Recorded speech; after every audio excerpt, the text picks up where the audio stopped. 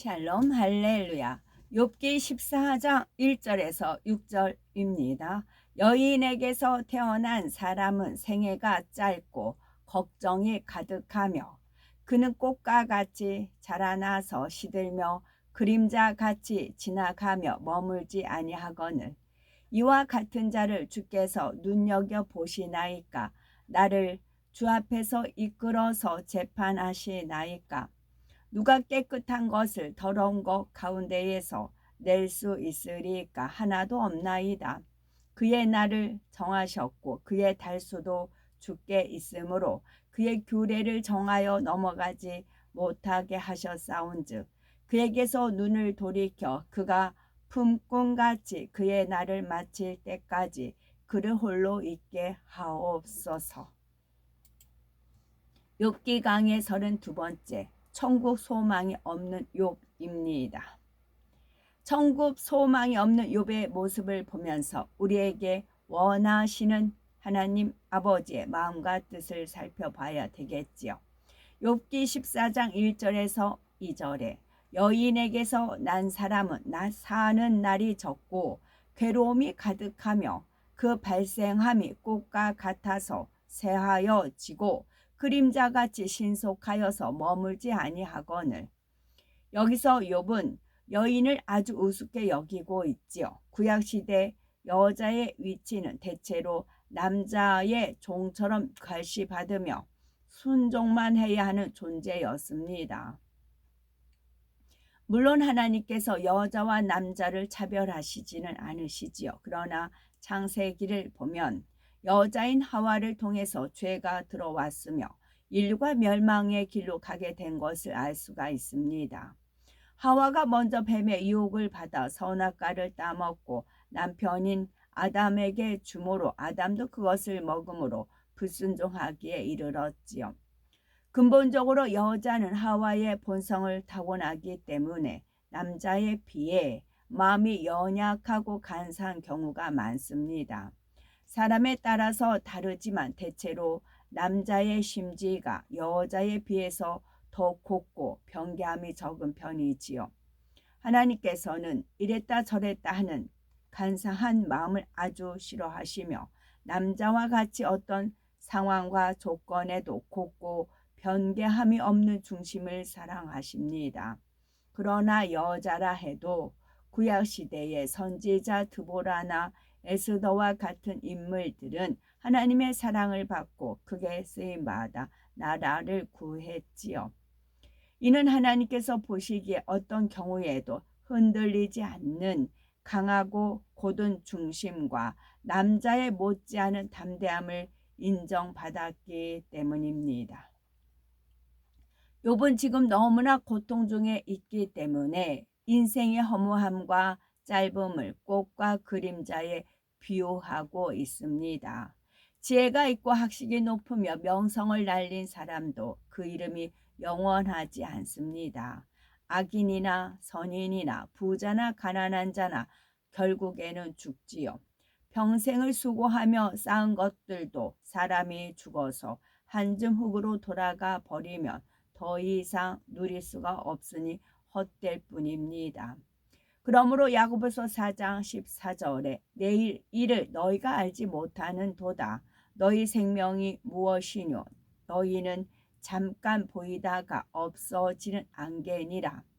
시편 144편 4절에는 사람은 헛것 같고 그의 날은 지나가는 그림자 같으니이다 말씀하지요.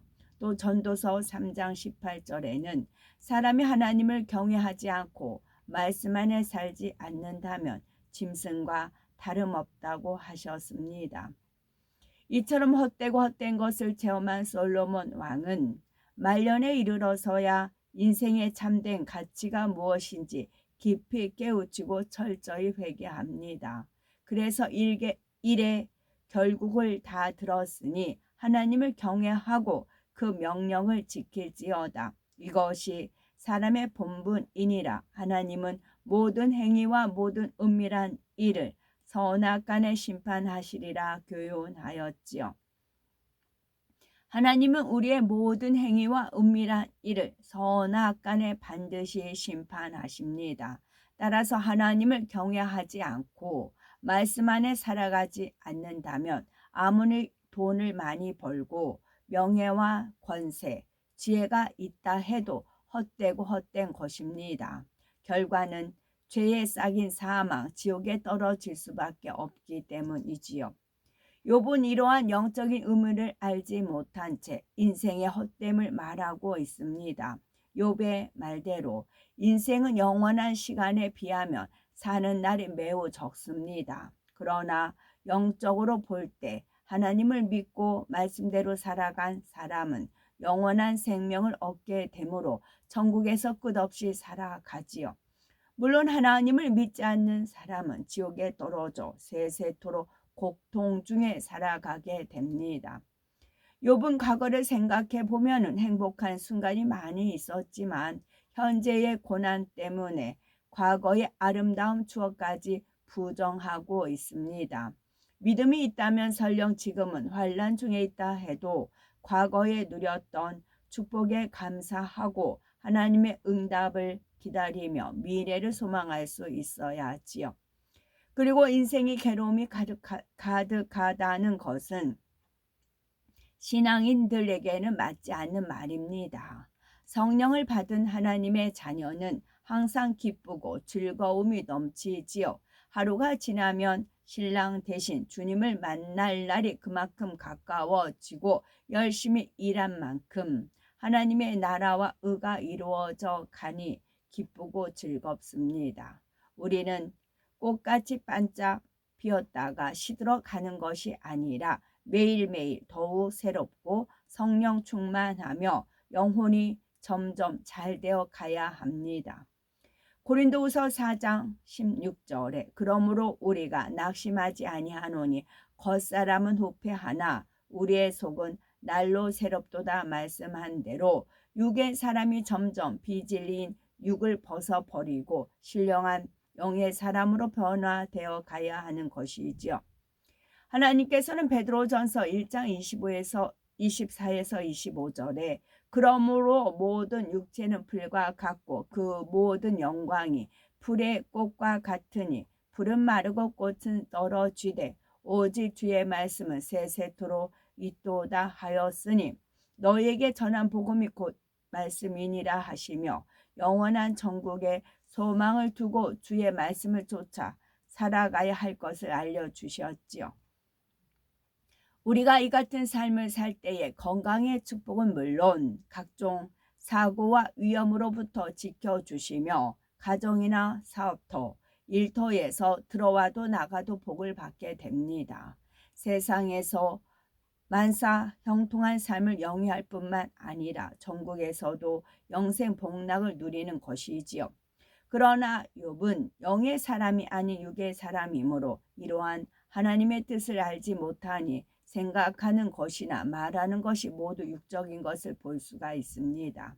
욥기 14장 3절에서 4절에 이와 같은 자를 주께서 눈을 들어 살피시나이까 누가 깨끗한 것을 더러운 것 가운데서 낼 수 있으리까 하나도 없나이다.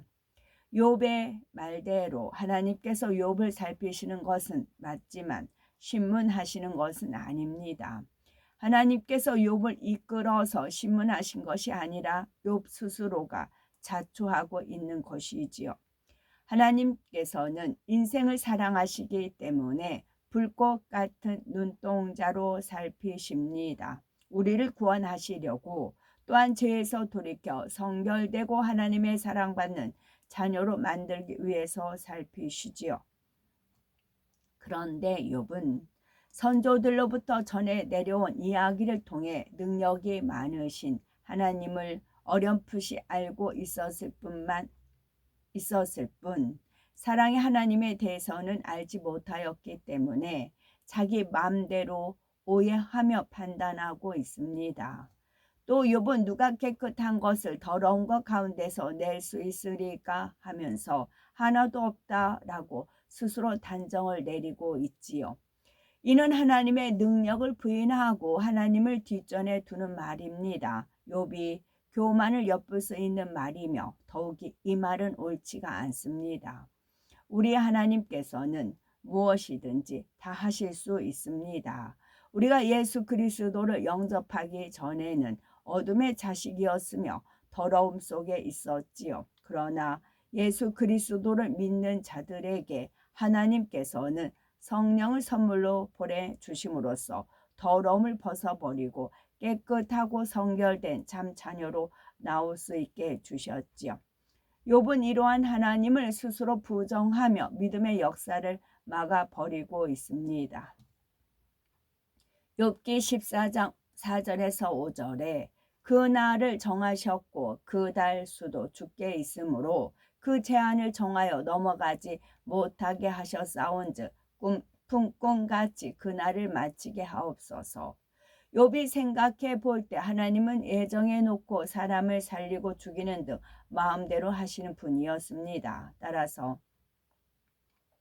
하나님이 욥 자신도 예정해 놓고 이렇게 만들어 놓았다고 단정하는 것이지. 그러면서 하나님, 저는 이렇게 불쌍한 여인에게서 태어난 연약한 자이니 용서해 주시고 이제는 좀 편안하게 쉬게 해주세요. 아무 자유가 없이 시키는 대로만 일하는 품꾼같이 인생을 마치게 해주세요. 이렇게 말하고 있습니다.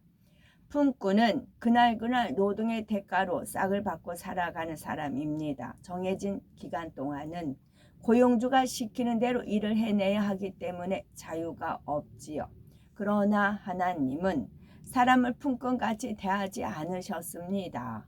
인간에게 자유의지를 주셨기에 자신의 의지대로 선택하며 살아가는 것이지요. 하나님께서 강제로 사람의 마음을 움직이는 것이 아니라 사람이 자유의지 가운데 선을 행하기도 하고 반대로 악을 행하기도 하며 사랑하기도 하고 시기 질투를 하기도 하는 것입니다. 결국 이러한 모든 행위에 관한 심판을 그대로 거두게 됩니다. 우리가 하나님의 말씀을 오해하면 욥과 같이 자신이 잘못해 놓고도 모두 하나님 탓으로 돌려버리게 됩니다. 예를 들어서 자신의 실력이 부족하여 대학에 떨어졌는데 마치 하나님이 떨어지게 한 것처럼 오해하거나 떨어지는 것이 하나님의 뜻이라며 책임을 하나님께 돌리는 경우가 있습니다. 이렇게 하나님 앞에 원망과 책망을 돌리면 중심에서 감사가 나올 수가 없고 그러면 자신의 잘못을 발견할 수도 없습니다. 인생을 살아가는 동안 시험이 와도 반드시 이유가 있는 것이며 어려움을 당해도 정확한 공의 법칙 속에 필연적으로 이루어지는 일들입니다. 진리로 비춰보면 하나님이 그렇게 만드신 것이 아니라 사람이 하나님 말씀에 어긋나게 행함으로써 자초한 것임을 알 수가 있지요. 영적인 사람은 설령 앞길이 꽉 막히고 사망의 음침한 골짜기 같은 상황이라 해도 믿음의 고백을 하며 하나님을 의지합니다. 예를 들어서 선지자 요나는 니느웨로 가라 하신 하나님 말씀에 불순종하여 다시스로 도망가다가 바다에 던져져 큰 물고기에 삼켜졌지요. 이때 요나는 절망한 것이 아니라 3일 동안 하나님 앞에 철저히 회개를 하였습니다. 그리고 감사 기도를 올리니 하나님께서는 큰 물고기를 주관하여 요나를 육지에 토해내게 하시었지요. 이처럼 감사할 수 없는 상황에서도 감사를 하면 하나님의 마음이 움직이시는 겁니다. 이와는 반대로 욥은 원망과 불평이 끊이지 않았으며 아예 부정적인 고백으로 하나님의 역사를 막아버리고 있지요. 그런데 욥은 예정이 하나님으로 잘못 알고 있는 것이 문제이지 중심에서는 하나님의 말씀대로 살아가려고 하는 순전함과 정직함이 있었습니다. 그래서 하나님께서는 연단을 통해 욥이 잘못 알고 있었던 것들을 올바로 깨우쳐 주고자 하시는 것입니다. 욥은 이 땅의 삶이 끝이라 생각했기에 천국 소망이 없었습니다. 그러나 우리는 이 땅의 삶은 잠시 잠깐이요 영원한 천국이 있음을 알기에 소망 가운데 하루하루 믿음의 행군을 할 수가 있고, 설령 시험이나 연단이 와도 믿음으로 인내하며 감사함으로 하나님의 뜻을 찾고자 하지요. 이 땅의 소망을 두고 살아가는 사람들에게는 하루하루가 점점 죽음을 향해 나아가지만, 천국의 소망을 두고 살아가는 우리는 하루를 지나는 만큼 아버지 하나님을 배울 날이 더 가까워지는 것입니다. 그러므로 새 예루살렘의 소망 가운데 항상 기뻐하고 범사에 감사하며 하루하루를 믿음으로 승리해 나가야 되겠죠. 아멘. 샬롬.